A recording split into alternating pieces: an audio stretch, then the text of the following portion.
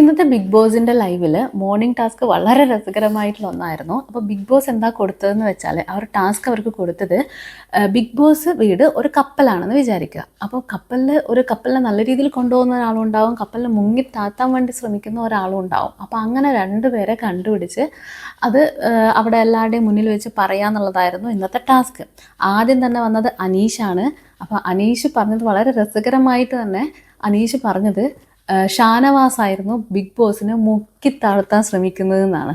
ഷാനവാസ് പല പല വേണ്ടാത്ത പ്രശ്നങ്ങളും ഉണ്ടാക്കി ബിഗ് ബോസിനെ മുങ്ങിത്താഴ്ത്താൻ വേണ്ടി നോക്കുവാണെന്നാണ് അനീഷ് പറഞ്ഞത്. പിന്നെ കപ്പലിനെ രക്ഷിക്കുന്നത് ആരാന്ന് ചോദിച്ചപ്പോൾ അനീഷ് സ്വന്തം പേര് തന്നെയാണ് പറഞ്ഞത്. ഞാനാണ് കപ്പലിനെ രക്ഷിക്കുന്നത്, ഞാനാണെന്നൊക്കെ പറഞ്ഞു തുടങ്ങുമ്പോൾ തന്നെ ബിഗ് ബോസ് പറഞ്ഞു ആരും സ്വന്തം പേര് പറയാൻ പാടില്ല എന്ന്. അപ്പോഴേക്ക് അനീഷ് ഒന്ന് സ്റ്റെക്കായി. ബിഗ് ബോസിനോട് ചോദിച്ചൊരു 2 മിനിറ്റ് സമയം തരുമോ, ഞാനൊന്ന് ആലോചിച്ചിട്ട് പറയാമെന്ന്.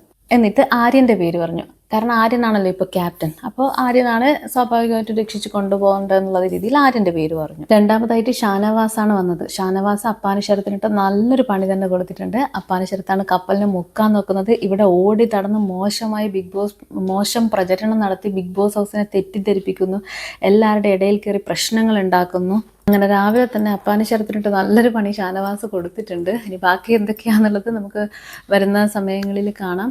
ഇനി കപ്പലിനെ നല്ല രീതിയിൽ മുന്നോട്ട് കൊണ്ടുപോകുന്നവരാണ് ആരാന്ന് ചോദിച്ചപ്പോൾ ജിസേലിൻ്റെ പേരാണ് ഷാനവാസ് പറഞ്ഞത്. ജിസേൽ രാത്രി മുഴുവൻ ഉറക്കമൊഴിച്ചിരുന്ന് പ്രശ്നങ്ങളൊക്കെ പരിഹരിക്കുന്നു.